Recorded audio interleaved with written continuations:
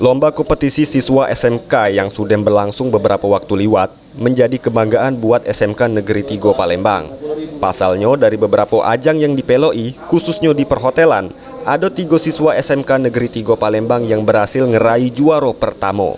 Salah sikoknya ialah di bidang hotel resepsionis, di mana siswi bernama Alia Putri Ardafi duduk di bangku kelas 11 pacak ngeraih juara pertama dengan nyisih ke pesaingnya. Dengan keberhasilannya ini, maka Alia kagetnya bakal ngewakili Sumsel di ajang LKS tingkat nasional. Di ajang tersebut, Alia dewek pengen ngeharumke nama Sumsel di kancah nasional sehingga kagetnya ngeraih juara. Sebelum meloi di ajang nasional, Alia bakal dapat kebimbingan khusus dari pihak sekolah maupun dari dunia perhotelan di Palembang.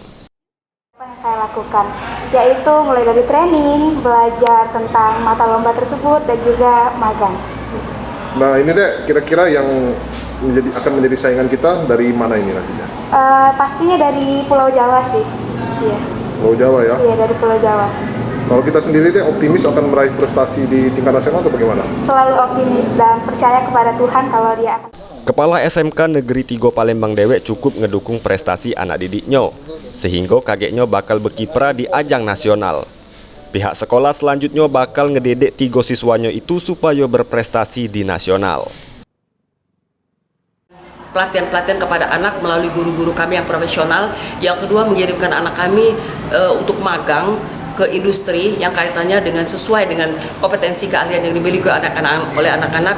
Kemudian yang ketiga, melatih public speaking mereka, khususnya adalah berbicara berbahasa Inggris. Di ajang LKS tingkat nasional kagetnya, sejumlah pesaing bakal datang di antaranya dari Pulau Jawa sama Bali.